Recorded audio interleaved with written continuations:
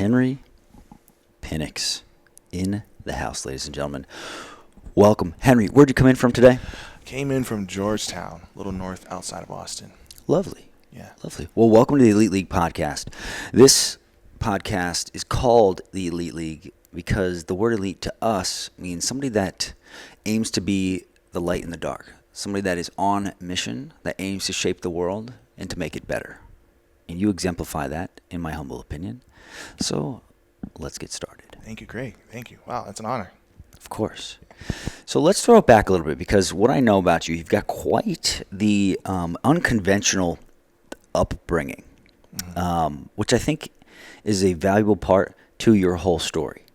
Yeah. It has shaped your energy to allow you to achieve some very interesting things. So stay tuned for that. Yes. Yeah, we're gonna highlight the word interesting with a little flashlight. Henry, where'd you grow up? Pittsburgh, Pennsylvania. Born and raised. Born and raised. Mm-hmm. In your familial unit, you have a bunch of sisters. I do. 3 older sisters. 3. Yeah. And you're the youngest. You're a boy. I'm the only boy. Yeah. Yeah.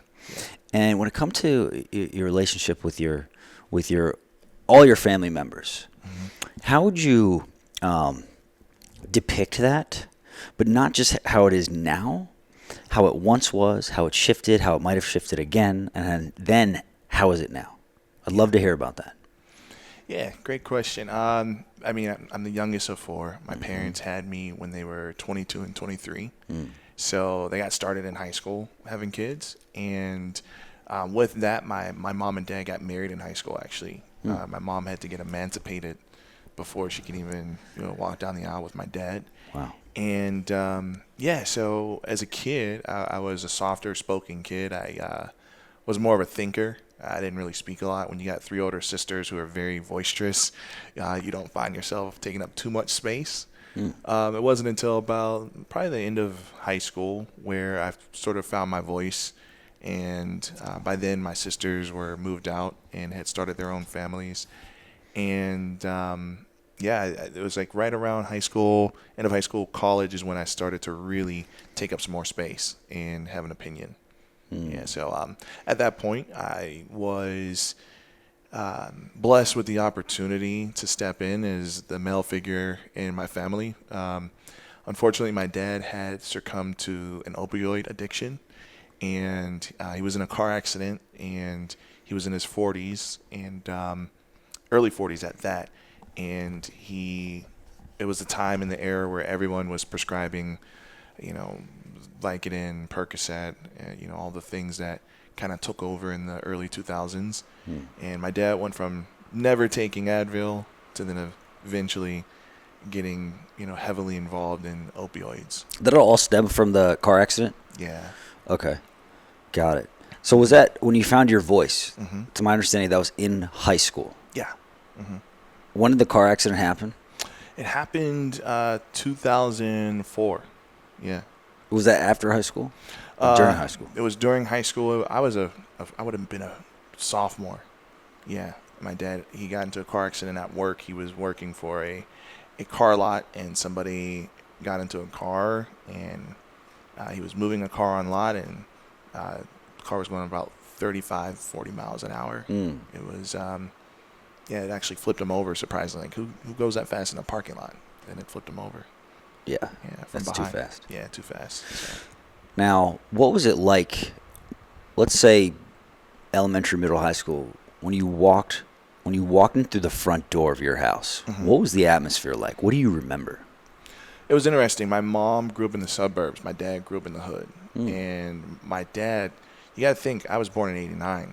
So my dad, he ended up, when my mom was pregnant with me, she gave him an ultimatum. She was like, hey, he was in the military at the time. He was in the Army. She's like, I can't raise 4 kids alone. And she's like, I refuse to. So either you come home or I'm going to abort this baby. And she was pregnant with me. And she actually went to go get an abortion and had a fever. So if you know anything about abortions, if you have any sort of symptom of an infection or like a cold or a virus, they won't do it. Because then it puts the mother at risk. And then my dad actually got a leave to come home and just for the holidays. And while he was home, he convinced my mom that he would raise me and that he would leave the military. My mom, still determined, she's like, I don't know if you're going to leave the military. Said, we're going to go get an abortion a second time. They get there. This is the second time she's in the exam room. And somebody right before she went back had spoke to her about not getting the abortion. My mom's still determined. She has 3 kids at home, all only a year apart, crying, screaming, 24/7, and she's raised them alone. She's like, I'm getting this abortion. And she said, the doctor came in, they give you one final moment. And my dad, such a cool dude back then, as young as he was, he told my mom, it's your decision. He's like, I'm just going to be here to support you with whatever. He's like, but I know you have my son in there. My mom's like, you don't know. She's like, there's no way to tell. She's like, we could be having another girl. We've already had 3 girls. My dad's like, no, I know my son's in there. And he's like, don't kill my son. He's like, but I'm going to support you either way. And my mom said that because he reassured her he was going to support her is what really drove the decision either way. And she said that she could hear in his tone that it was her choice. And she really thought about it, and they walked out of there. And they went home, and my dad went AWOL and left the military and said, I'm going to keep my word. And 8 months later, I was born. Now, my dad left the military. He had only had a high school degree. He tried to go to college, ended up dropping out. So then he turned to the streets and started selling drugs. This is 89, 90, and he started selling crack. He started selling raw cocaine. That was before or after working at the car lot? That was before. So he started in like that space when I was a kid. So right when he came home from the military, he didn't have much going on. And he worked for, my grandfather had a construction business, but it still didn't pay enough. So my dad and his brothers, my dad has 2 brothers, they started selling drugs, and this was the 90s. And drugs Put food on the table. Put food on the table. So it was, to your point about walking in the front door, in my house, my mom was a homemaker. She was a pageant girl. She was always buttoned up, grew up in the suburbs, really proper. So she loved making a home. But my dad was hooder than hood. And so it was like this contrast because he would work, but then after work, if you know anybody that's ever sold drugs, there's a cadence to how they work. They work at night because they want to use the shade of the evening to move about without being seen by police. So my dad, he would come home from work, be home for about 2-3 hours, and then he would go hit the streets. And he would bring home money, and he would always give my mom the cash. I always remember as a kid, my dad dumping the cash on our coffee table in front of my mom. My mom was never impressed by that. My mom really wanted safety. She didn't really care about the money. She knew to take the money and to stretch it. So she still went to food banks. She still got money from the church. And because my mom was like, she would save. She's like, because I don't know what might happen. So it was always peaceful when I get home from school. But it got chaotic at night because my dad would be chasing down people who owed him money. Sometimes he owed people money. Sometimes there would be fiends knocking at the door because if you're selling drugs, they don't care. And back then they didn't have cell phones. So to get a hold of you, they had to call your house phone or you had to go to a pay phone. So I was so in the energy of staying up late, keeping an eye on my mom. I'm 4 years old. And I knew what was happening wasn't normal. I remember being 4, playing with my dad's guns.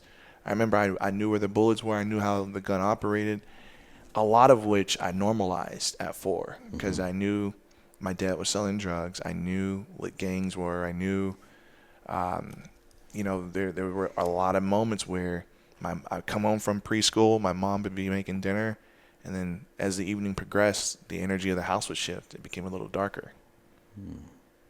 When you say darker, what stood out to you? What's one moment that stands out to you in that experience? We lived in an apartment, so the same kitchen my mom would prepare meals and my dad would cook crack in.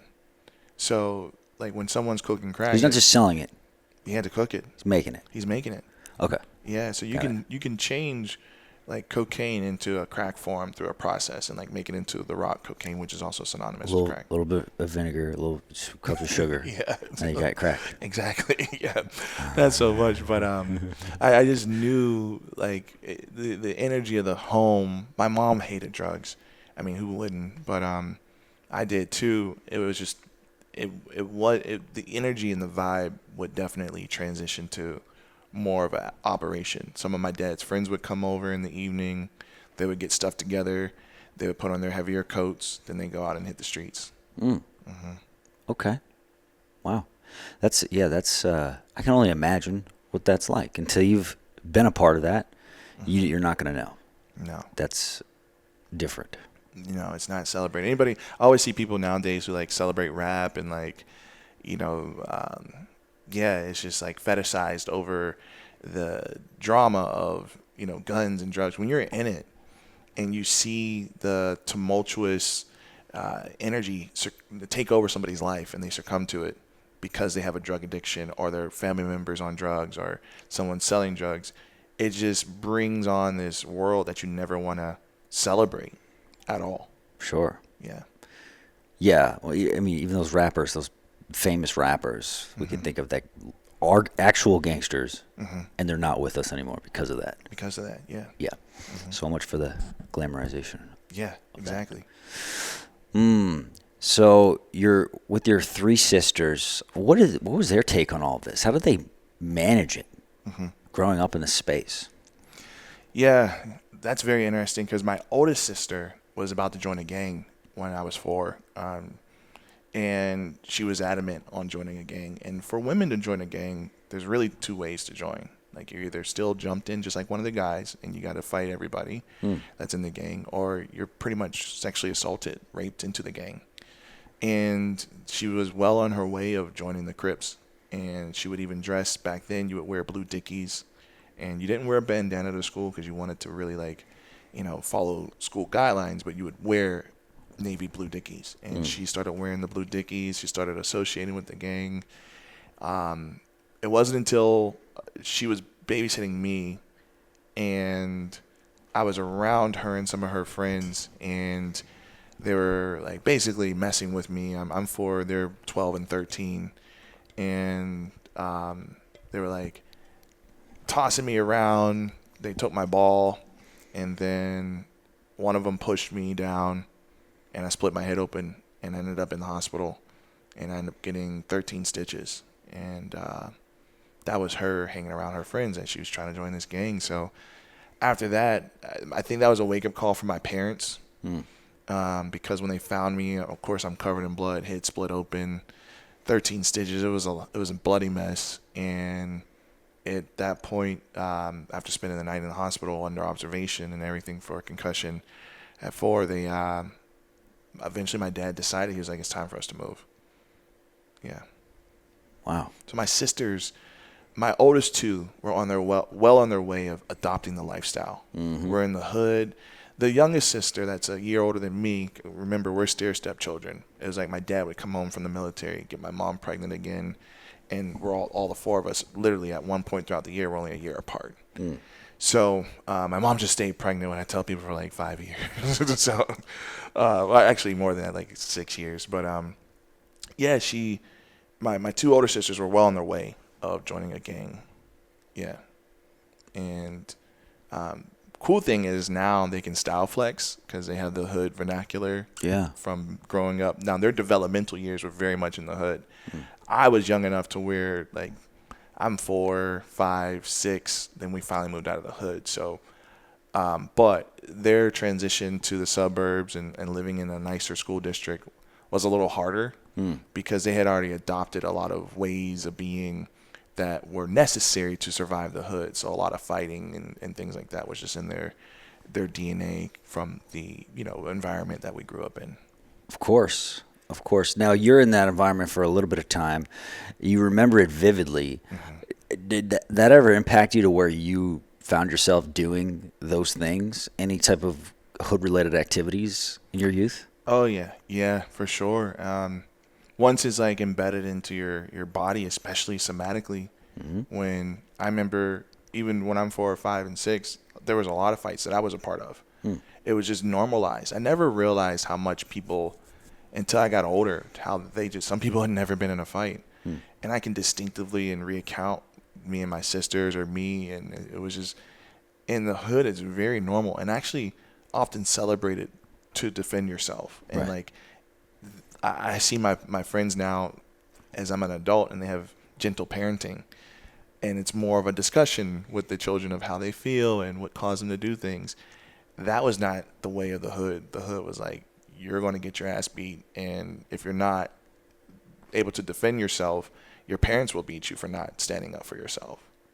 Did you ever find yourself having to escape when I know you moved at 4, you're in a much better environment, out of the hood at this time. Yeah. There's still probably some of that remnants of the hood, right? Some behaviors, some of that darkness in the atmosphere.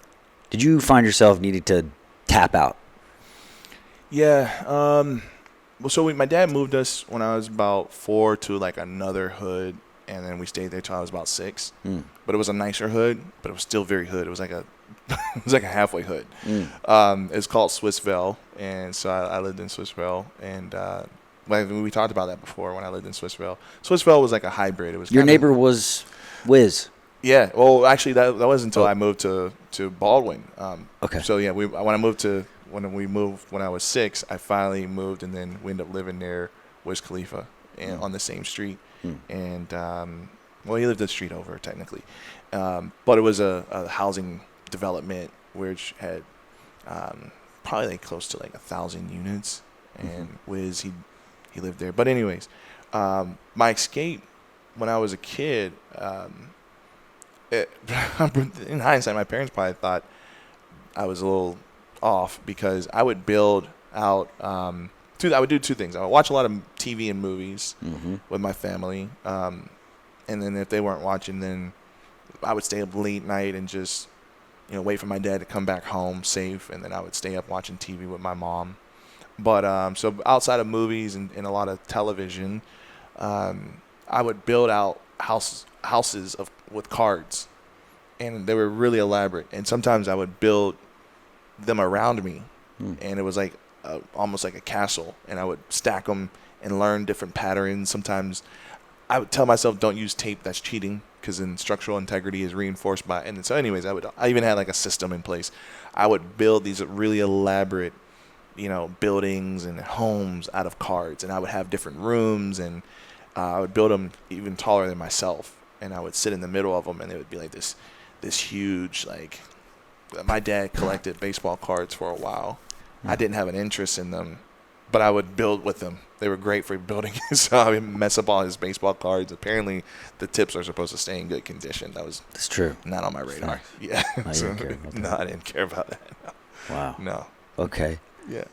Well, it's not the worst form of escapism I've heard. Yeah. Well, No. till your dad comes home.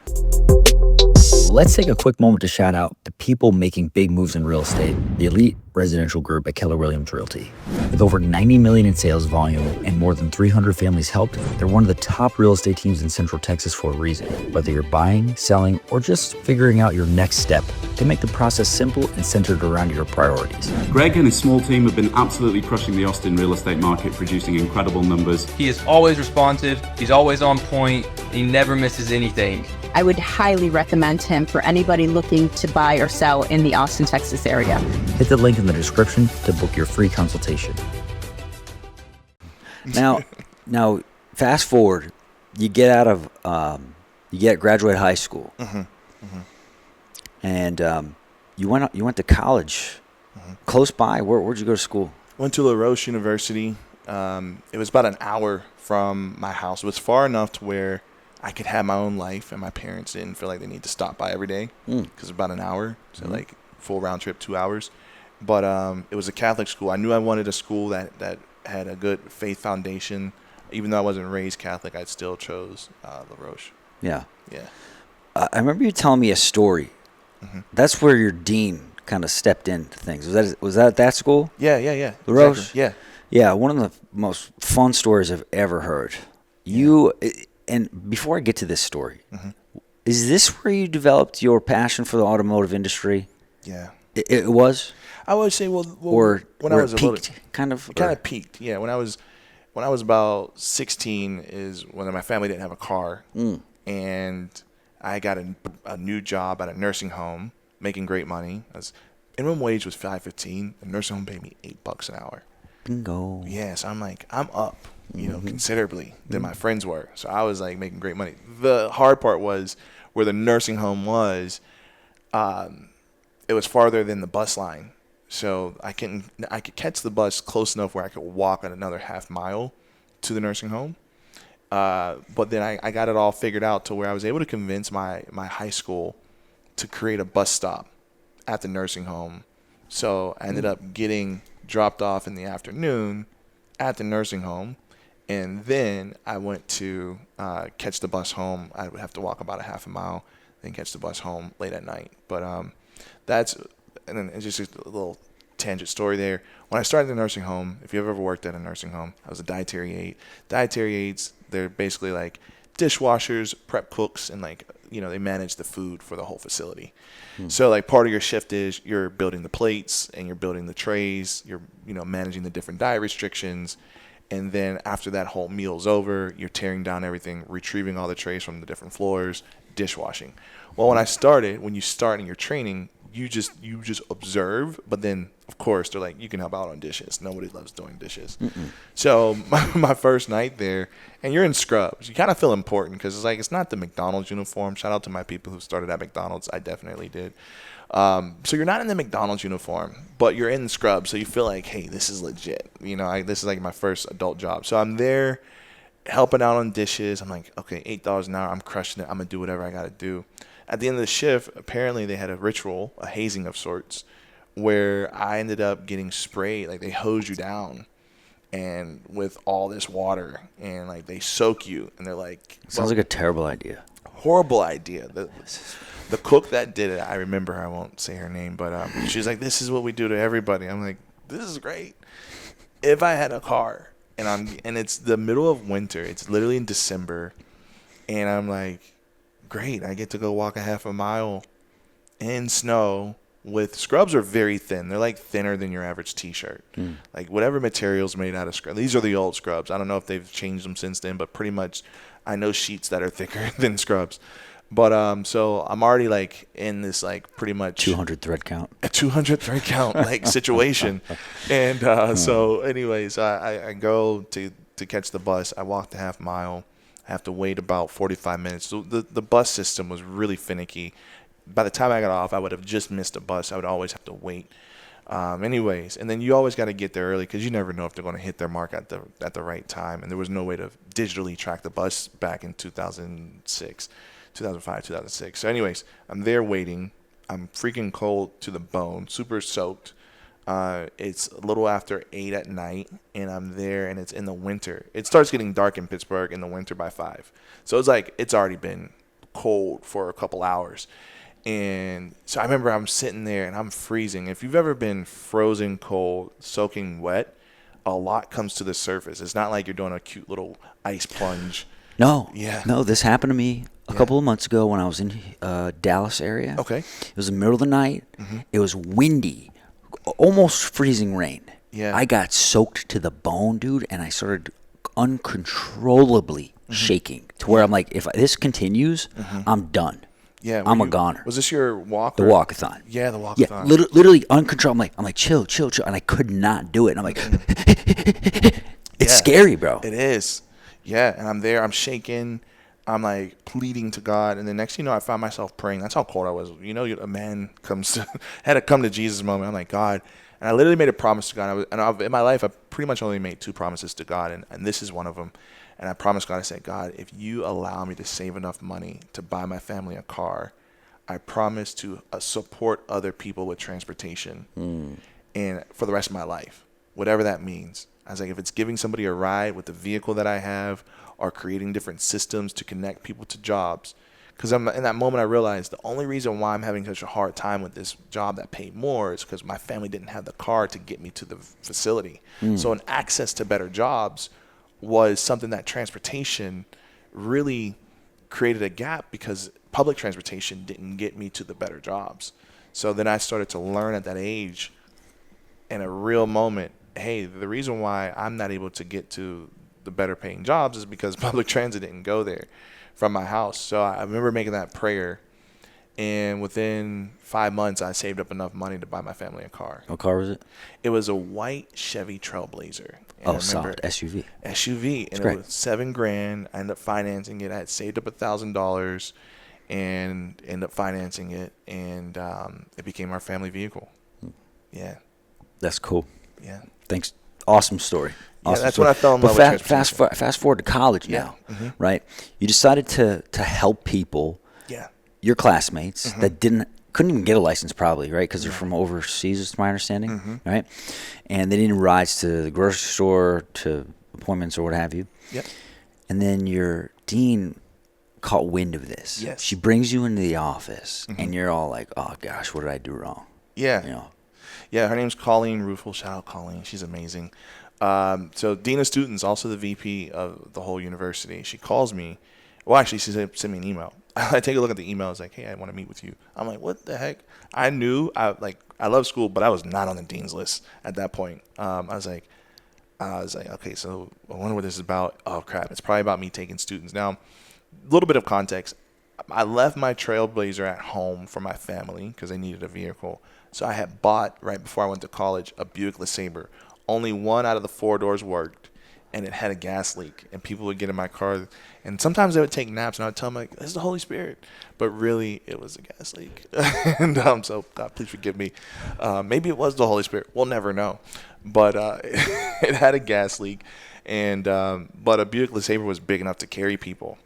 And so, anyway, so I'm thinking, crap, the dean is probably wondering if I'm putting people at risk in my Buick LeSabre. I called it a Buick LeStabber because it always would stab me. And anyways, I would take people around 3 days a week, and I would wait until I had a gap in between classes because all these kids and students, they needed rides to different places. And it became such a thing. I had to give them my schedule, and I ended up making a schedule, and I gave them my cell phone number, and we had a whole system. But I never charged people. I'm like, I'm doing this for God. I had enough money for gas. I would pay for my own gas. I never received money. The only thing I ever received was some of the students would make me meals from their homeland. And I was like, okay, I don't want to be disrespectful and turn down the food. Plus, I'm a freaking college student who didn't want to eat different food from around the world, and it was disrespectful to turn down those gifts. Anyways, so I'm in the office, I'm sitting there, and I'm like, all right, I'm going to let her show her cards first. So she's like, hey, to my understanding, you've been taking some students around, to different stores and helping them out and taking them to the airport during holidays. I said, yeah. And I was like, I could stop. I was like, is it about insurance? I do have full coverage on my car. And I'm like, I could stop doing it. I'm so sorry. I'm not charging anybody. I'm not soliciting on school grounds. I was like, but I can stop. I can understand. I was like, I get it. My car's old, and it's probably a death trap. I apologize. I'll stop. And she's like, no. She was like, actually, I've heard about it from so many people. We want to help you out. I was like, really? And she's like, yeah. She was like, it was brought to our attention that we actually need a shuttle system. Because we bring people from around the world and they don't have a license. They need to go get their first work permit, or they need to go grocery shopping, or they need to go get their first coat because it's cold, or a cell phone. And you've been doing that. I said, yeah. And she's like, well, how have you done it? I said, well, I made a little flyer for people to tear off my cell phone number, and here's the schedule. And I said, but, I just been doing it for free and stuff. I was like, I've never charged anybody. And she said, well, we want to pay you. And I was like, really? And she's like, yeah, we want to pay you $20 an hour. This is in 2007. And I'm like, what? Wow. She's like, yeah. She's like, we want to pay you as a driver $20 an hour.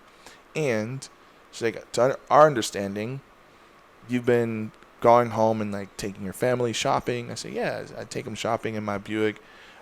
Unfortunately, the Chevy got repossessed. My dad was in the midst of his opioid addiction, stopped making the payments. It got repossessed. So I'm floating home in my Buick on air suspension. It did really float. It felt like it did. And would take my family shopping, and then pray to God that I would make it back to school between the inhalation from gas fumes. I'm like, I just need to make it back before I pass out. But she's like, we want to give you a minivan. No. And she's like, also, we're okay with you taking the minivan home at night to take your family grocery shopping. And as long as you come back that same night, she's like, we're okay with that, and we'll pay for the gas. And her only request was for me to make a new poster. Apparently my first poster wasn't cute enough. So I ended up going on PowerPoint, making a new poster, and did that for 3.5 years at the university. And when I graduated, they actually hired 2 drivers and bought 2 actual shuttle buses and employed 2 full-time drivers. Wow. Yeah. There's a lot of lessons that come from that. Mm-hmm. You operate from your heart. You operate in a giving mindset, and you make changes. Yeah. Like, think about all the people that have since been impacted from your initial initiative. Yeah. You know, Greg, I just want to say, I tell the story, and it's really jovial, which I'm grateful for. But in the moments when that stuff happens, it's not that jovial. When I'm at the bus stop and I'm cold, I remember, like, God, why is it so hard for me? Mm-hmm. What did I do wrong? Why am I here? How did I mess up? Did I sin in such a way that I'm being punished? And I was like really, really perplexed by, like, how did this happen? I had 1 pair of shoes, and I'm thinking, my shoes are going to be mildewed. I got to wear them tomorrow. I got to go to school and then go back to work. I'm like, all these thoughts. And then I'm going back to my house where my dad is on opioids, and that's a whole nother thing. But when I was in college and that whole thing happened with the shuttle, I knew what it felt like to go without, especially transportation. And I knew that I wanted to support people. I didn't know what it would look like down the road. I just was obedient to the promise I had made God and just asked him to support me along the way. That was it. Well done. Thank you. Yeah. Way to stick to the commitment. Yeah. That's big. Don't want to break a promise to God. Mm-mm. I don't know what happens on that other side, but yeah. Now, in conversation, okay, Mm-hmm. I wouldn't have this benefit if we weren't friends, Mm-hmm. amigos, compadres. Mm-hmm. I noticed that the past is brought up Mm-hmm. Yeah. often, Mm-hmm. in an eloquent way. So don't stop. It makes me wonder, most people that aim for success are either running from something or running to something. Yeah. Which one are you? It's a really interesting question. I believe I'm running to something Tell us more. because as a kid, I've always had the conviction that this can't be it, is what I would tell myself. Like, growing up in the darkness, I was like, this can't be it. My parents we didn't go to church a lot. We go to church on some holidays, maybe 3, best case 4 times a year. We didn't go a lot, so it wasn't like I grew up in the church. A lot of people think that I did, but I didn't. My parents did read the Bible. So I would always hear these great stories about how people overcome stuff in the Bible and hear about these amazing victories. So I'm like, all right, well, if this is what I believe in to be true, and I did, and I still do, there must be more than my current situation. And my mom taught me to pray to God, and she was really grounded in her faith when I was growing up. And I was like, okay, well, I'm going to pray. And so I bring up the past, but I look to the future because I know what God has planned. I always tell myself, even as a kid, my later shall be greater. All the time. Even in the midst, I remember when I was a senior in high school, we got evicted. I'm still at the nursing home. Come home first day of senior year. There's an eviction notice on the front door. Now, if you know anything about an eviction notice, they tape it to your front door. And because that's the guideline to meet the eviction criteria. You're in real estate, you know this. Well, our housing, authority had these eviction notices that were bright orange, and they were stickers. The whole sheet, 8.5 by 11. Like, if you leave your car on the side of the street too long, they put that sticker on your window, and they're really hard to get off. Hard to peel off. And they're like, we're going to tow your car if you don't get rid of this in 20 days. You're like, I'm just trying to spend the next 20 days getting the sticker off the freaking windshield. So, remember, I get home and there's an eviction notice, and anyways, we ended up getting evicted. But I remember distinctly how that felt. I broke down in the parking lot when I got to work that day. By then I had a car, so I would go home and then go to work at about an hour in between. But I remember I broke down, get out of my car. I remember I was trying to hold it together, and I broke down like, crap, this is my senior year. Yet another thing I got to figure out. Figured out transportation. Now I got to figure out housing. And I remember I broke down. Nobody was around. Nobody ever saw this, by the way. I cried so hard that I got down on my hands and knees, and I put my face on the cement.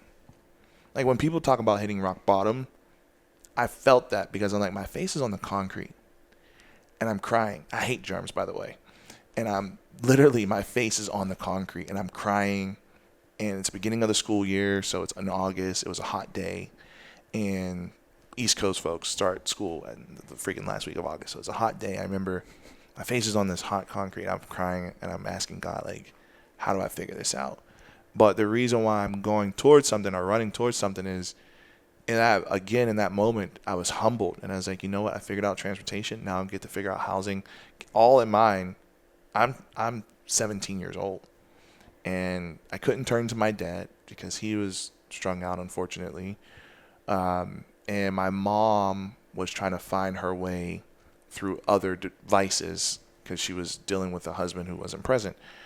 So she was going out a lot. They're in their 40s. They're trying to relive the childhood, the teen years that they didn't have now that their kids are mostly out of the house. So both my parents had sort of regressed significantly and became like teenagers. Like they were kind of picking up where they left off many years ago, 17 years ago by the time they had me. So I knew that was happening. I was well aware that they were going through like a midlife crisis in their early 40s. And so with that, I started to train myself to interrupt becoming a victim and starting to look towards the future and say, okay, there has to be something more. What am I working towards? What am I going towards? And on that day, you found the spark. Yeah. Where did that take you next immediately? Where did that take you? Did that take you to books? Did that take you to YouTube? Did that take you to finding a mentor? What was it? Honestly, we didn't have a computer. I didn't get a computer until I was 20 years old. I was a sophomore in college. So we didn't have the internet at my house. I would have to go to like the local library. So I didn't turn to YouTube. I didn't turn towards a mentor. They just weren't available to me. They weren't in my circle of influence at the time.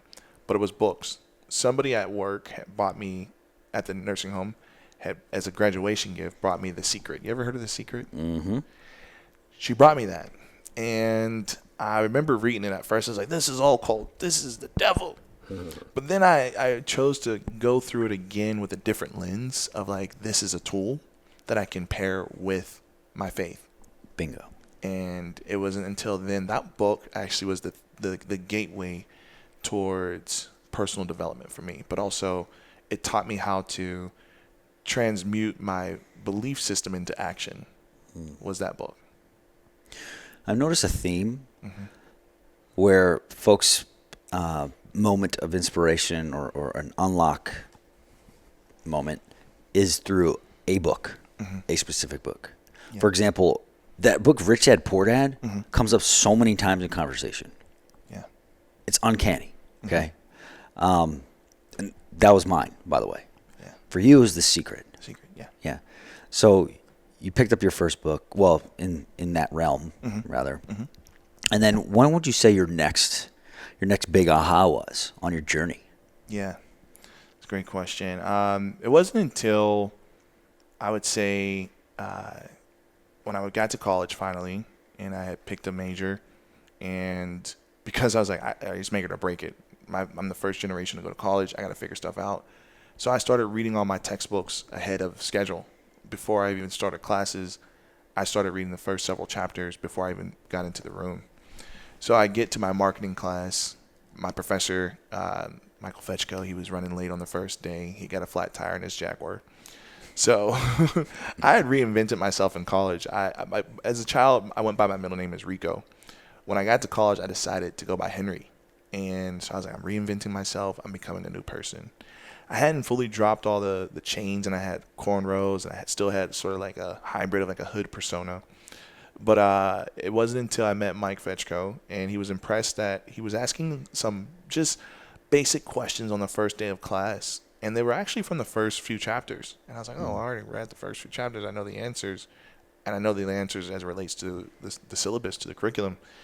So I raised my hand, and I have a good recall memory. And I was able to recall some of the terminology from the vocabulary that was in the chapters.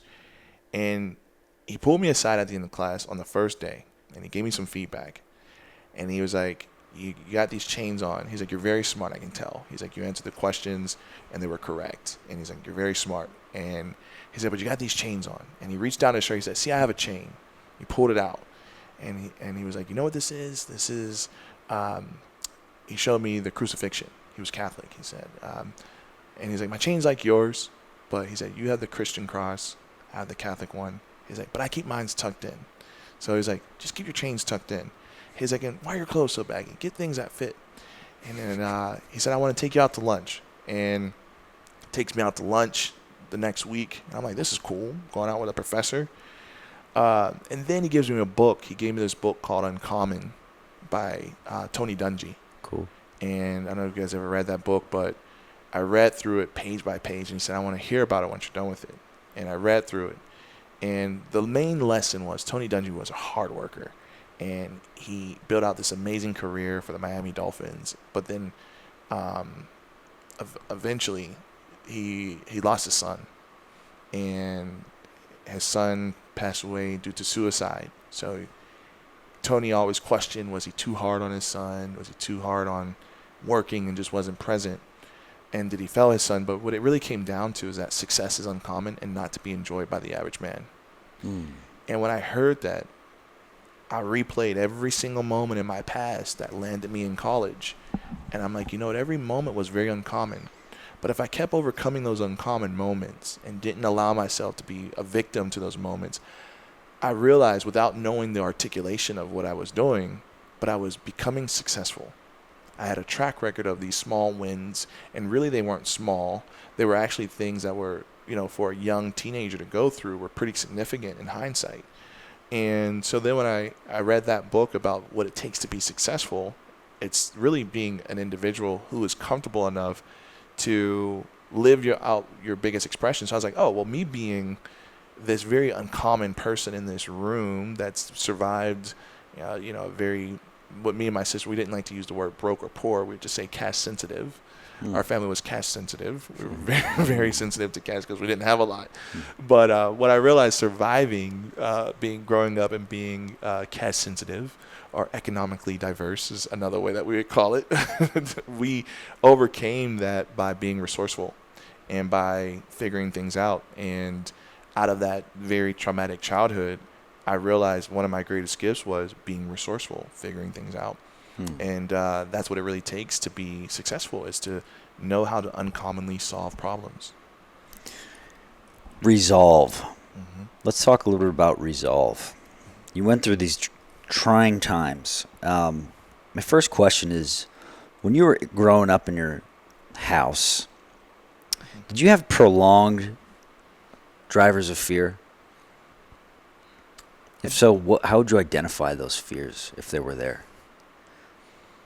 Yeah, actually, when I was a kid, I was afraid of the dark, like most kids. But actually, probably really didn't kick that fear until I was like 16 or 17. Growing up, where we grew up, there was a lot of shooting at night. So there was a lot of shooting. My neighbors would get into arguments. I would hear my neighbors beat on each other. There was a lot of violence. And our walls were paper thin in the apartments. And so the dark was really scary for me. Okay. That was a fear. Honestly, food scarcity became a fear as an adult. When I was about 16, and my dad, again, he just wasn't providing. And eventually we literally ran out of food in the house. Not like, oh, well, there's stuff in the pantry, I just don't want to cook. Again, I'm a very resourceful person. There was nothing to cook. So running out of food became a fear.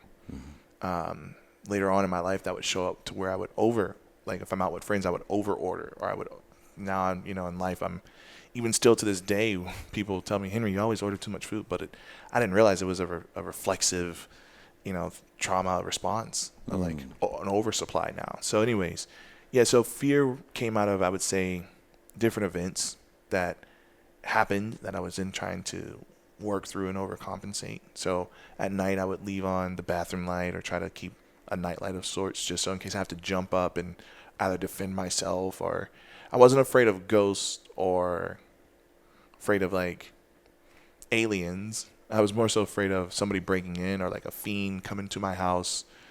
Like our house had been ran through by SWAT teams and things like that when I was a kid. So it was like very real moments where I was like, okay, I'm always on guard at night. Now, I'll share this with you leading up to my next question. Growing up, when I grew up, it was very rocky a lot of the times. Like, we'd have great times, and then we'd have, like, this crazy, aggressive environment with, like, yelling and stuff. It was interesting. Like, Christmas was always super good, dude. Buckets of presents. And I got the big one that I wanted every year. Yeah. And then it was also met with, like, other stuff. Yeah. Okay? Yeah. And I didn't reach a point of resolve until post-military, when I was able to bring my father into a therapist's office, in which it opened up the discussion to where finally, after 22 years, I felt heard. Up until that point, it was talking to a wall. Yeah. Which is very devastating, frustrating. From that moment on, things changed 180, which is like such a relief. Yeah. Do you have, is that necessary? Do you think that came up for you where you needed to get resolve through things, or did you have those open lines of communication with your family growing up? Like, were you able to speak your voice and was it heard, and then you were able to get an understanding? Or was it more like bottled up and then you had just done your own thing, and then never were able to talk about things? Yeah. I had to earn it. I had to earn it and prove it, because being the youngest, I didn't have a lot of established credibility. And unfortunately, my dad wasn't a man of, he believed in God, but he wasn't a man of faith. And he wouldn't become a man of faith till much later in life.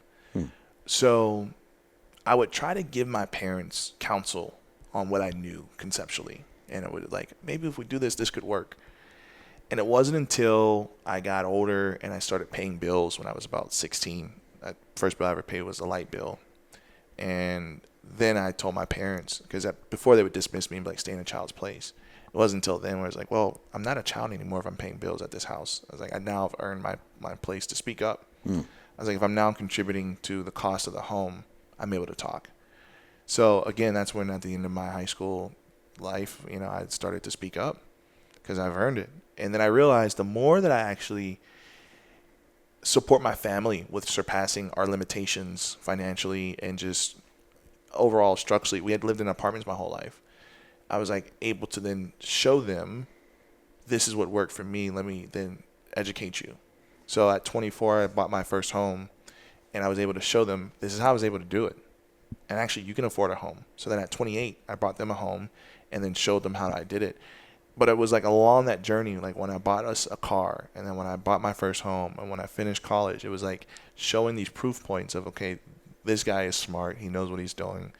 So it was like I was quickly integrating what I was learning out in the world through school and networks and people and lessons and books to then support my family. But when I brought in faith, one of my favorite scriptures in the Bible is faith without works is dead. And a lot of Christians, but particularly a lot of black Christians, believe in just praying. And I'm like, that's great. Like, yes, pray and also move your feet and start working. So I taught my family, we can pray, but as soon as we're done praying, let's start to put actions into place. Even if it's like, I don't have enough money for a down payment on a home. Well, even if you have $1 and you just put it in your Bible and say, hey, this is going towards the house. And just starting there with $1. So faith without works is dead. So then I realized, okay, well, what's the inverse of that? Okay, well, what if I showed them the works as they're applying their faith until they start seeing the traction of some small wins? So I was coaching my parents, not in a literal sense, like, hey, I'm your coach. It was just like, let me give them a short sprint of what to work towards. And it would be small stuff. It would be like, hey, let's do a big event for Christmas. Well, let's put everything on layaway. Layaway is a thing before you get like Amazon Prime where you can get a shopping cart full of stuff and just pay it off over like a 3-month period. So when I was in college, I would always take my parents shopping in September, and then we would pay off the layaway before Christmas. And I was teaching them like what it meant to like pay something over time and like get all of those foundational principles in place that their parents didn't show them, and like what it meant to steward their money.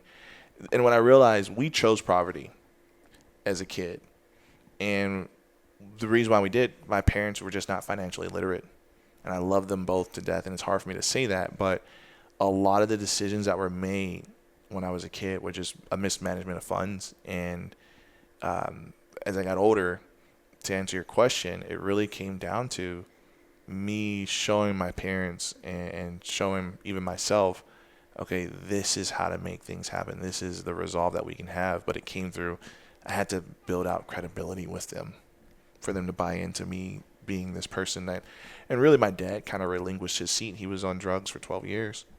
So as the next male in the family, he kind of gave me the space to take up in his absence to then really have a voice. And the next thing you know it, you know, I was able to support them with stabilizing their transportation, then getting them a house, a 6-bedroom home, which is my dad lives there today. My mom passed away a few years ago. Rest in peace, Mom. But it was a way for me to get them out of the perpetual state of just constantly renting their whole lives. I even showed them one time, this is how much you paid throughout the past 30 years. You could have owned a home by now. And when I sent them, they could have owned 2.5 homes, because rent is actually typically at a margin that's greater than your mortgage. And once I showed them that, they were really impressed. And I said, yeah, you could have owned 2.5 homes by now. And then was able to get them into a home. What I also pull from what you just said is that you took on a lot of responsibility at a young age, and it seems like it carried itself into your actual adult life. You were acting as an adult starting at 16, turn into an adult, off to college, still carrying that parental figure, and you're embodying that with your family. Yeah. Right? Which is a load. When typically it might be best for somebody to develop themselves, have, experiences, and mess up on their own, stuff like that. With that being said, do you find that maybe because of the situation that you've adopted or put in, however you want to look at it, that you might have missed out on certain parts of the growing up, the young adulthood? Or do you feel completely content in the way things were? Or is anything missing? Yeah, a lot, actually. Really? Yeah. I mean, I at 12 became an uncle. All 3 of my sisters became pregnant when they were in high school, before they graduated. So there was a lot of new family being had, and they weren't married. So there was even more pressure put on my dad, more pressure put on me to fill the male void in those spaces. So in that reality, again, I'm the youngest of 4. Food scarcity was already a thing. Money scarcity was already a thing. Transportation scarcity was already a thing. My sisters didn't drive. None of them had cars. And I'm the youngest. So they all were able to have access to their license and getting cars. I actually supported my 2 older sisters with learning how to drive. I taught them how to drive, gave them access to my car, and would show them how to drive so that they can get their permits and eventually get their license. I would take them to study for their permits, take them to the actual DMV. So I was really showing up like a parent, even though I was a teenager. And I thought that was pretty normal. But then I realized I had to sacrifice a lot. I could not mess up. So like if my friends were out drinking, I wouldn't drink because I'm like, I can't mess up. One, I'm already black in a suburban area. The only black people originally were my family, like actual bloodline. And then on top of that, I'm the only boy in my family, so I was like, I really can't mess up. And my dad was out in the streets, and I'm like, well, I can't be the next male that's following in that pattern. And unfortunately, in my family, if you sold drugs, it was almost, now my mom never celebrated it, but on my dad's side of the family, it was like if you sold drugs and you made a lot of money, you were celebrated. It was like, oh, he got money. Like he's out there, making it happen. And that was really celebrated in my family. It was like if you got a nice outfit on, shoes, some jewelry, a nice car, you were that dude. On my dad's side. On my mom's side, it still kind of was a little bit there, but not as much. So I really had to figure out my own lane, and I really had to have a deep understanding of who I wanted to be. By the grace of God, I figured out that temporary money with selling drugs wasn't going to take care of me long term. And like my uncles who would go in and out of jail, when I did the math, I'm like, wait a minute, you just spent a lot of money on legal support to get out of jail. Had you just kept a job and wasn't in jail for the past 3 years, whatever you made could have actually been, reflected in an actual job. It was a wash. So I was like, this is a flawed system. Net zero. It's net zero. I'm like, this is not a good investment. So yeah, to answer your question, it was just like, I did not have a lot of room to mess up. I actually did not date. And if I did, it was just like a couple dates as a kid. But I didn't have real relationships. I was very embarrassed to bring somebody home because often I didn't know what environment I would have brought somebody home to. There was never any stability. Chaos was where I thrived because that's what I lived in. So like firefighting, putting out fires, breaking up fights, arguments, figuring out things that might have happened throughout the day, how to problem solve. Those were things that I would do on a normal. So to invite somebody into that space, and I remember I was like, crap, I don't have any control over this atmosphere that I'm in.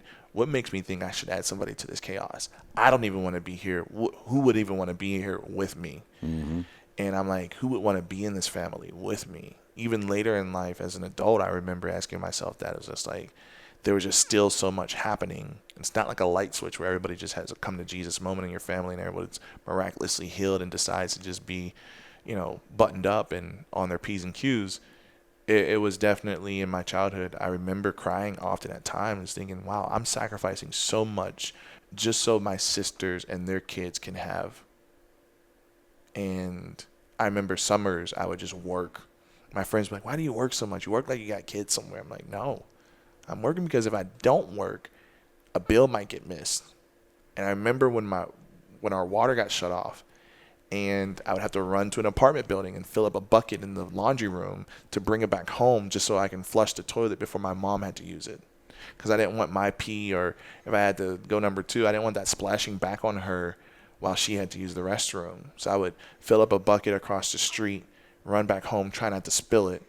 I was like $1.45 at the time, trying to carry a 5-gallon bucket full of water with no lid, just so I can run up 2 flights of stairs so my mom can flush the toilet, and doing that multiple times a day because our water was shut off.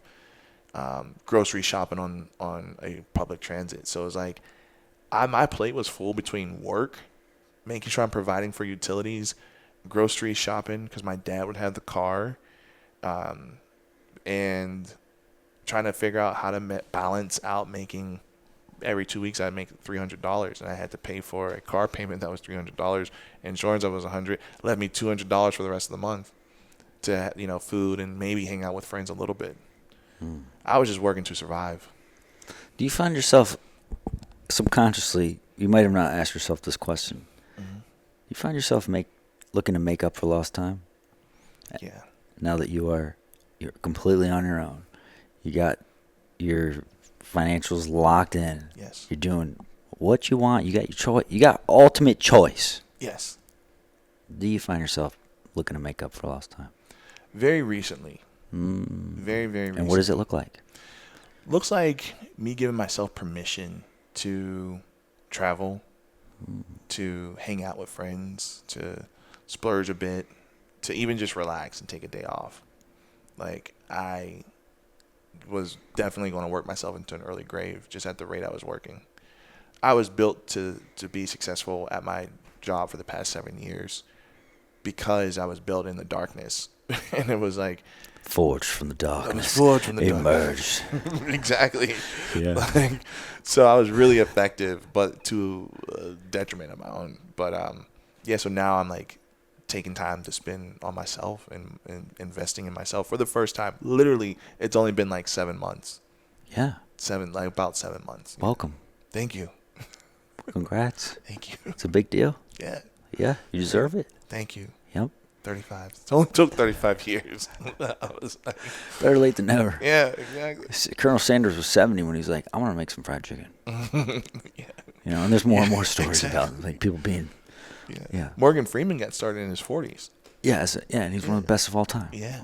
I love that. Exactly. Yeah. So, I'm right on time is what I'm hearing. yeah. Yeah. So fast forward, you know, you talked about 7 years in your field of endeavor, specifically working at T for Tesla. T for Tesla, yes. Already the point to where you are side by side on several. I don't know. I don't think I've ever asked you this. Yeah. Like, let's say it's 365 days. How many days did you see the man? The man, honestly, I would see him at least about twice a week.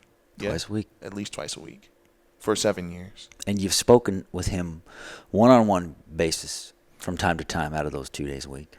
Oh, yeah, definitely. My job was to handle a lot of facilities for Tesla starting in 2017. And I left at the end of 2024. And when I mean handle facilities, it was culinary, transportation, exterior maintenance and landscaping, conference rooms, actually the whole structure itself, the facility, the development of the different spaces, space allocation. So my job expanded eventually over 21 different departments, and I had a team of close to 1,000 people and a budget of 138 million annually. So I honestly, when I first started reporting my budget directly to him and the CFO of the company, I was like, I thought other people were spending money beyond me. Like, and I was one of the top 10 spends at the company. So when I got called to report, they're like, oh, Elon wants to meet with the top 10 leaders of the company. I'm like, why is he calling me?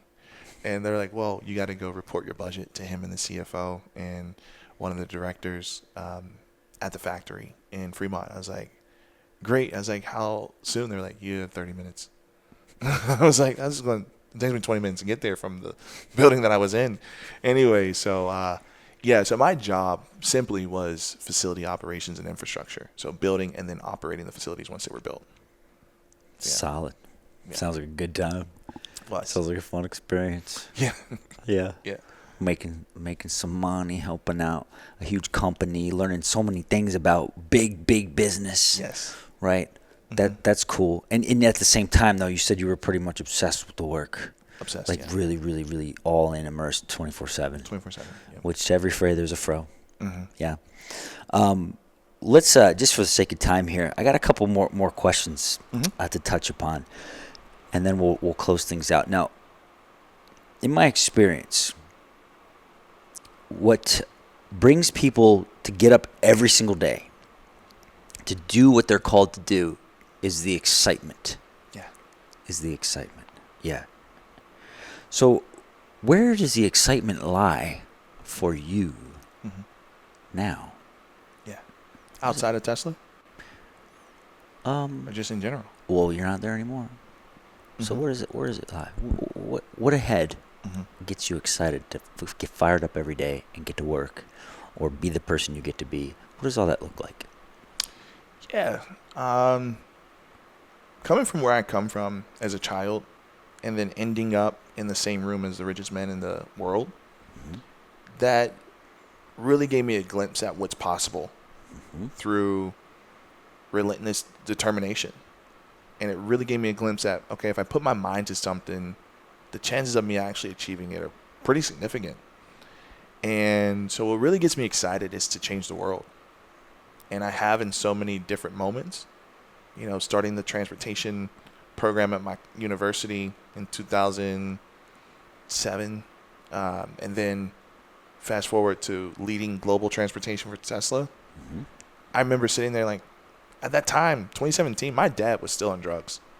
So it was just like, if you do the math, I said my dad was on drugs for 12 years. He was just at the end of his journey with drugs. So like, I'm in one room sitting across from Elon, giving a budget update, and then also my dad somewhere, still out in the world. So that really motivated me to think, okay, I can really change the world. And then the mission at Tesla was to, transition the world to sustainable energy. For me, what that meant for me was give people access to affording housing and transportation. So what drove me then still drives me today. So I have my own business now, and I consult privately for really large companies, and I support them with how do they manage their own resources, be it facilities or transportation, primarily around logistics for their employees. Yeah. Getting them to and from work, making sure, like, for instance, I can't really name the companies due to NDAs, but they're large tech companies where they have thousands of people going into one city. And it becomes somewhat of a public nuisance when you have 10+ thousand people who are working in a manufacturing operation going into one area in a 24-hour period. So there's a lot of arterial congestion that happens. So I advise companies on how to manage those things so where they're not blowing through their budget, and it's cost effective, it's efficient. But underneath all of that, what drives it is getting those employees access to great jobs, and it's supporting them with being able to afford their first home. I've met plenty of people who tell me about how that income has changed the trajectory of their lives and their children's lives because they're able to afford school for their kids. And if it's private elementary school or a nice private high school or even college. So for me, what really gets me excited, what gets me out of bed, is building a world where housing and transportation are a human right, where if you work and earn a meaningful wage, you should be able to afford housing and transportation. So that is what drives me every day. Yeah. That's good. That's really good. I'm glad. It's nice to have so much clarity on something like that. It seems like you have crystal clear vision. Very crystal clear. Now, what is it that you want for you? Ooh. Okay. Good question. I'm laughing because my love languages are physical touch and gifts. I laugh at gifts because I hate being that person because I feel like it's tacky, but it's also me. But I like nice things. I'm not going to lie to you, So what I want for me, I haven't traveled much. I've only ever gone to Mexico and Canada. Those are the only countries I've ever gone to. So for me, I want to travel and see the world. I want to visit, countries that have really great infrastructure. And great food. I love to eat. So what I want for me in my life is a lot of adventure. I want to, I think about when I die, I want to have stories where I might have, traveled to Italy and went to, a small village and spend a Christmas there or something, gathered around a fire with locals. Or, I want to be able to recall memories of maybe like doing a hike, just in another country like Greece or Japan or something. And it's like, I want those memories. I want those experiences. But also I want to review those cities and how those cities are built. So for me, I want adventure. I want to understand civil architectural infrastructure in different countries. And like I took a trip last summer to take a look at the architecture in Chicago, and that was really cool. Cool city. Yeah, I did the architectural tour, and that was really awesome. Most people don't enjoy stuff like that. I do. Did you see that big bean? I did, yeah. Did you happen to, flick the bean? No. I thought that's what you did to it. No. It's like a good luck thing. Oh, really? I didn't. Oh. Okay. Yeah, no. Yeah, and then also, I think about, I'm still trying to envision what my ideal family would look like. I don't know if I'll get married or have children, but if I do, I'll probably either have some of my own or maybe I might adopt. Honestly, I'm open to both. I always thought about having either like one or a lot. So part of me is like, I have this vision of being like Professor X, where I have like a school for like young teenagers to like learn about life, and I would teach them practical things like financial literacy or buying their first home, and like just creating a safe haven for people that might have got overlooked. And so I'm like, oh, I could see myself fostering like a good, like maybe honestly probably like 12. Yeah. Yeah. And just like giving them a fighting chance. 12 worked for Jesus, Yeah, it did. Yeah. He did a great job. Yeah. My pastor said, maybe aim for 6 and then they just get married and there's your 12. I was like, you're great at math. Oh, that's the whole the compound effect. Yeah. The eighth wonder of the world. Yeah. He's like, aim for 6 and they'll get married. There's your 12. So Henry, what I'm gathering from this, Yeah. the key takeaways, which are so true, and I want to reiterate it to whoever's listening. Okay. If you want it, you can have it. There's a chance that we underestimate ourselves simply because of our external environments telling us otherwise, telling us that we can't. Yes.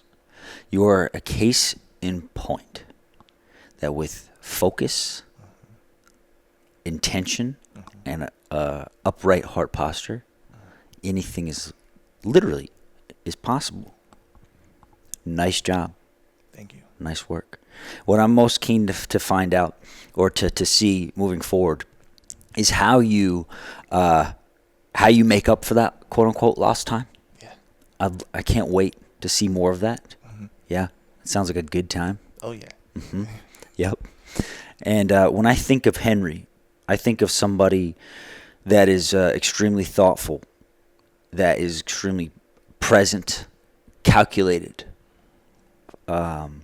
giving. Yeah, man. The world could definitely benefit from more people like you, so that's why I want to bring you on today, so people can hear your story. Thank you. Yeah, man. It's amazing. Thank you, too. Thank you. Right. Yeah. If there's anything you'd like to tell your descendants that listen to this in 150 years, what would you like to say to them? I would say you don't need to have the latest technology. You don't need to have the best parents. You don't need to have the best education. You don't need to have the best network. You need to just have a great connection with God. I cannot deny how many times God has literally shown up for me in every single ounce of my life, every single second. So have a great connection with God. And it doesn't have to be this, you don't need to be the best person who knows every letter of the Bible or knows how to pray in a corporate setting or whatever. It could literally just be from your heart. That's the first thing. The second thing is get a notebook and a pen and just write down, just pray and then write it down. And that's literally the first step. You don't need money. You just have to have prayer, and then the action is writing it down. Literally in the Bible it says, without vision, people will perish. And then there's another scripture that says, write the vision and make it plain, so he who reads it will take it up and run. And anytime I've written down, and I'm actually very conscious about writing down my visions or my goals or objectives, whatever you want to call it. I'm very conscious because as soon as I write it down, God will start to flood me with whatever the resource, the person, the connection, whatever the next thing is, as soon as I write it down. So there's some power to writing something down. So 2 things. Have a great connection with God, whatever that may look like. I'm not here to tell you how to figure that out. It's just being pure of heart. And secondly, go out and spend $3, get you a nice notebook and pen, and start writing down what you want to bring into this world. And not just for the sake of bringing it, but do it in a way where it blesses people. And that is really the formula. It's not making about, like when I wanted a car, it wasn't about, hey God, I want a car to go around and flex. And no, I want a car to take care of my family. And he blessed me. It was like, God, I want to set up transportation for these students. And then he blessed me. God, I want to show up at Tesla and support the vision of affordable housing and transportation. I was there for 7 years. He blessed me. So just know that the heart posture behind whatever you do has to be in alignment with blessing others. So the last thing I'll say is just know that you're blessed to be a blessing, and that's what we're here for, is to be a blessing to others. Amen. Yeah. Well said. Thank you. Wow. Well, folks, holler at Henry, or his Instagram handle is going to be dropped in the link. Yes. So make sure to give him a shout. Say what's up. You heard it here first. The Elite League Podcast. My name's Greg Carlson, your host. Make sure to hit that thumbs up, smash that subscribe button, and most importantly, everybody, stay fired up. Until next time. Thank you, Greg. Cheers.